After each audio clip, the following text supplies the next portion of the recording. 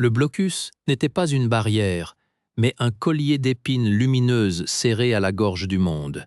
Je fixais Perséphone œuf par le hublot panoramique.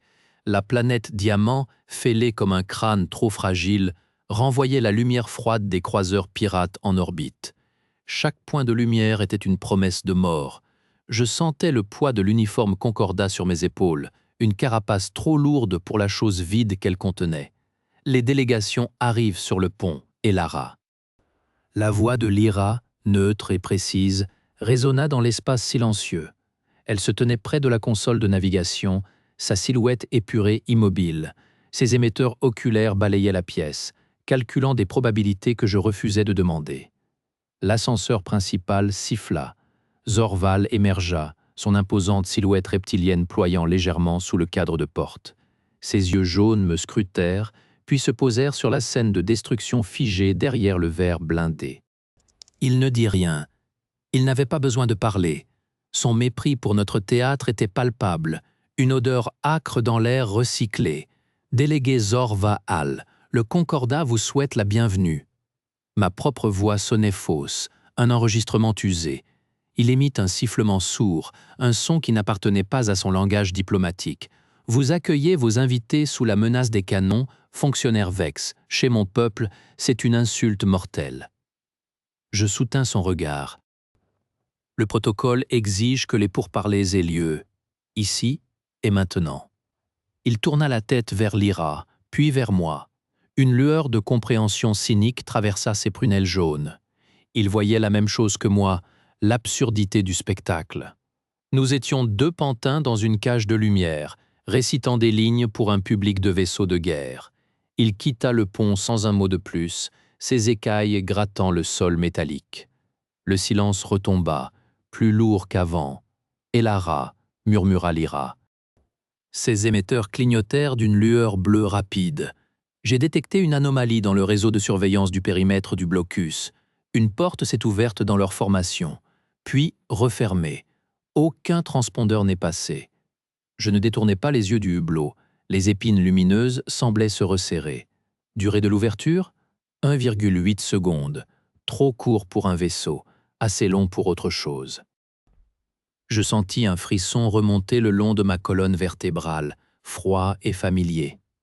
Le vrai danger n'était jamais celui qu'on montrait. L'alarme fut un soupir étouffé, à peine un clignotement rouge honteux sur le panneau de contrôle de Lyra. Sectionnement des conduits de distorsion annonça sa voix synthétique trop calme. Perte totale de pression harmonique dans les propulseurs principaux et auxiliaires. Je me tournai vers l'écran principal.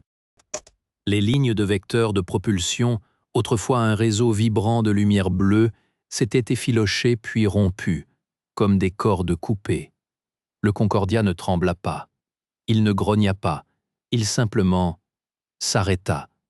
Le léger bourdonnement constant du pont, le battement de cœur du vaisseau, s'estompait dans un silence électronique mort. L'image à l'écran changea. Notre trajectoire, une courbe élégante vers Perséphone 9, se transforma en une ligne droite, passive, tracée par la gravité seule. Elle pointait directement vers le nuage tourbillonnant de la zone de fracture. Zorval était revenu sur le pont, silencieux. Ses yeux jaunes fixaient le hublot, calculant la même dérive inexorable que moi.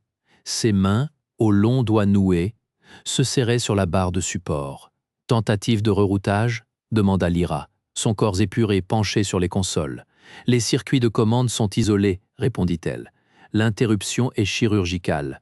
Nous sommes une coque inertie. » Je regardais les débris se rapprocher.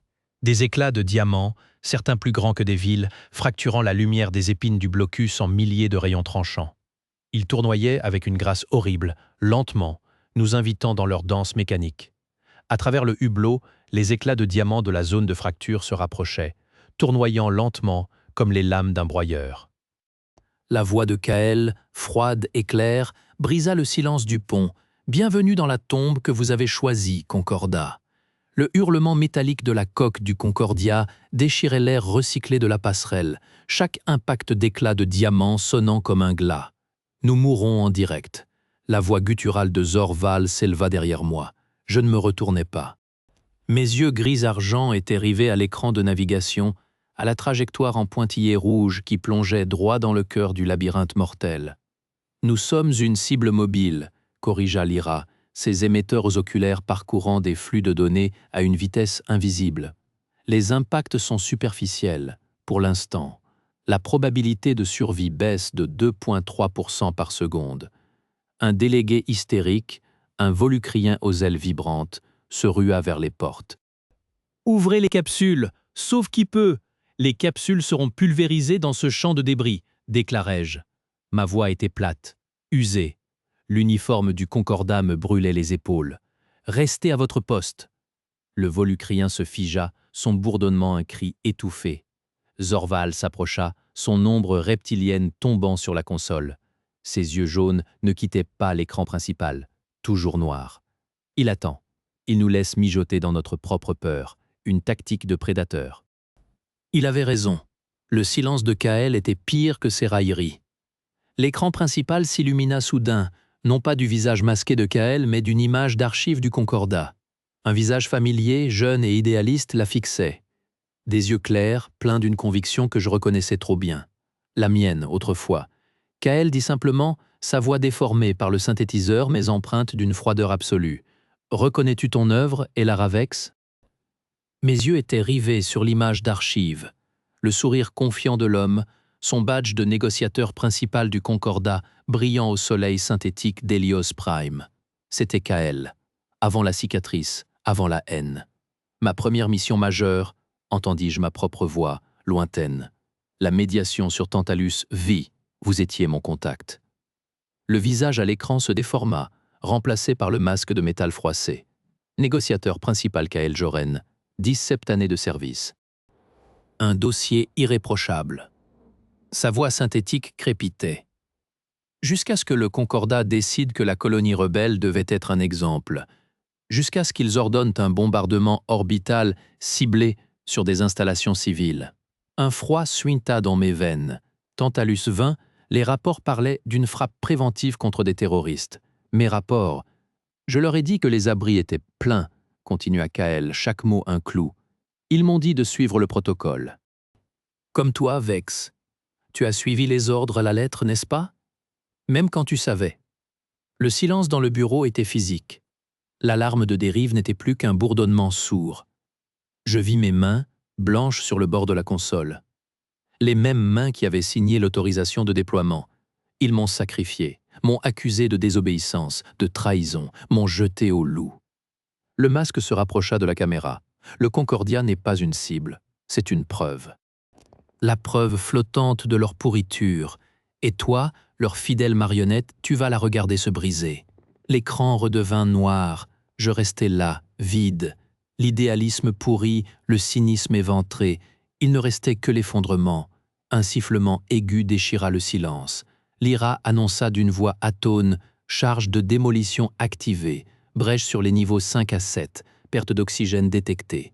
Je fixais l'écran désormais noir, le poids de la vérité et de l'impasse écrasant toute pensée de survie. Le dernier souffle d'oxygène du Concordia semblait porter mes mots, tranchants comme des éclats de diamant. « Tu veux les brûler, Kael? Je vais leur donner le soleil. » La voix de Lyra résonna, un murmure électronique dans mon oreille. Le relais quantique est opérationnel. Liaison prête.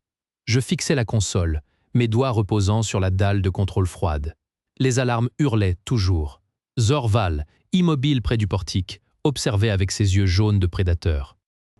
Il attendait de voir si l'humaine allait mordre ou se coucher. « Une diffusion de ceci signifiera votre mort », sa voix siffla, « et la mienne. Je suis déjà morte. Depuis Tantalus, je n'avais pas besoin de le convaincre, Kael. Je devais lui offrir une meilleure vengeance. Briser ce vaisseau? Un scandale localisé. Une fuite contrôlée. Ils enterreront les débris avec leurs mensonges. Mais envoyer leurs crimes dans chaque terminal, chaque oreillette, chaque sanctuaire. Ça, c'est un feu qui ne s'éteint pas. Le silence sur la fréquence com dura 3 secondes. 9. Le temps que la structure gémissante du pont vibre sous une nouvelle explosion sourde. Tu crois qu'ils te laisseront faire? Non. Mon doigt effleura l'interface.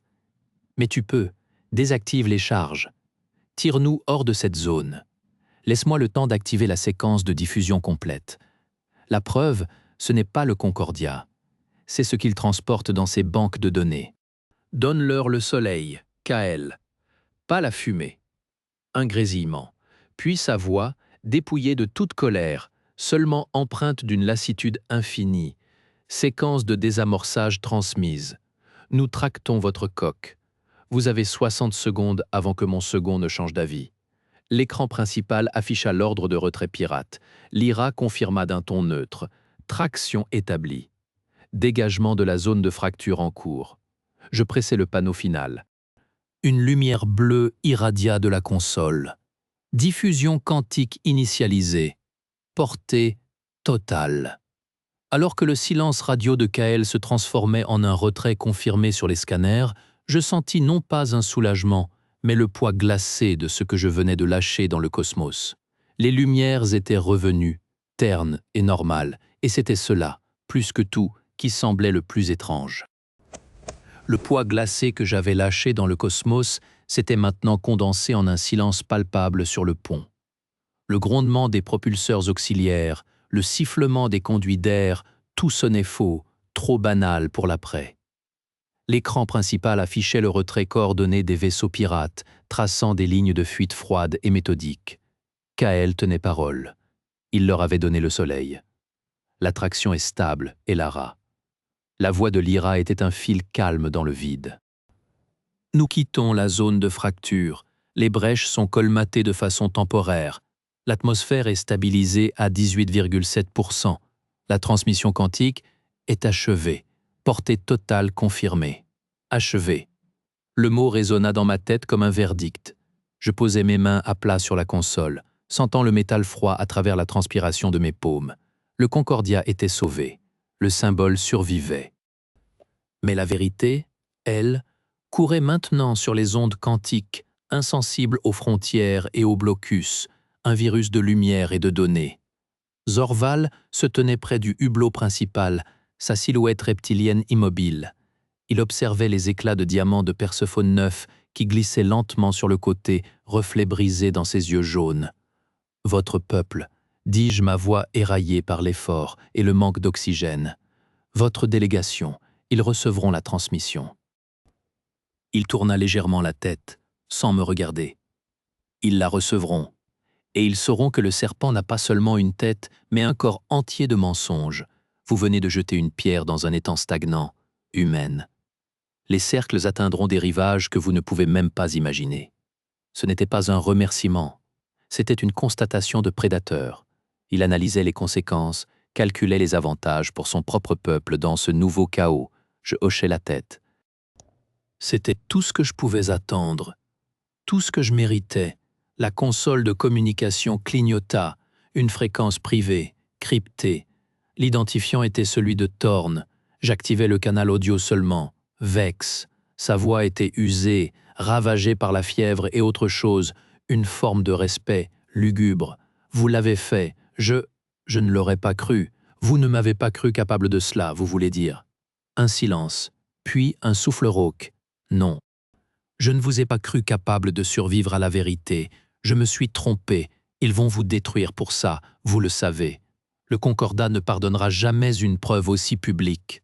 Ils n'auront pas à pardonner, murmurai-je en regardant les étoiles fixes au-delà des débris. Il n'y a plus de Concordat à servir, seulement des faits. Lyra interrompit, sa tonalité légèrement altérée. Contacts multiples à la limite du scanner, signatures énergétiques neutres. Ils répondent à la balise de détresse quantique. ETA, 7 minutes. Les secours, pas ceux du Concordat. Des neutres, des curieux, des charognards attirés par l'éclat de la vérité comme des papillons de nuit. Le Concordia ne serait pas récupéré par ses créateurs. Il serait un trophée, une preuve ambulante. Et moi? Le pont s'emplit d'une lumière étrangère alors que les premiers navires de sauvetage se plaçaient en formation de remorquage. Leur forme était anguleuse, utilitaire, sans l'orgueil des lignes du Concordat. Des éclairs de soudure brillaient contre notre coque endommagée. Quand l'équipe de transbordement arriva, ce ne fut pas un assaut. Ce fut une procédure. Ils étaient en combinaison de secours standard, leurs visières masquant leur visage. L'un d'eux, portant des insignes de médecin, s'approcha de moi, tandis que d'autres s'occupaient de Zorval. Ambassadeur Vex, dit la voix, synthétisée et neutre. Je secouai la tête, un sourire sans chaleur étirant mes lèvres. Non, Elara, juste Elara. Le médecin hocha la tête, comprenant. Vos fonctions à bord sont terminées. Veuillez nous suivre. Nous avons un couchette médical pour vous. Je jetai un dernier regard au pont du Concordia, à l'écran où défilaient encore les confirmations de réception de la transmission, de système en système stellaire. Lyra avait cessé de parler. Son essence était désormais disséminée dans la transmission, une copie d'elle-même dans chaque octet de vérité envoyé. Elle aussi était libre. Zorval me croisa au sas d'amarrage. Il s'arrêta, ses yeux jaunes fixant les miens avec une intensité qui me transperça. Vous avez payé votre dette humaine, à lui, à vous-même. Le reste n'est que survivre. Il inclina légèrement la tête, un geste de son peuple qui signifiait à la fois adieu et reconnaissance d'un égal en perdition. Puis il se tourna et suivit les secouristes, retournant vers les siens avec ses propres secrets et ses nouvelles armes. Je franchis le sas. Le navire de sauvetage était froid, propre, impersonnel. On me conduisit à une petite cabine d'observation, pas à une infirmerie. Un geste de respect ou peut-être l'isolement d'un vecteur de maladie politique. Je m'approchai du hublot. Derrière nous, le Concordia, vaisseau amiral diplomatique, était tiré comme un cadavre étincelant par des remorqueurs utilitaires. Sa coque, autrefois lisse et orgueilleuse, était marquée de brûlures et de déchirures, les cicatrices de la vérité. Et devant, l'immensité.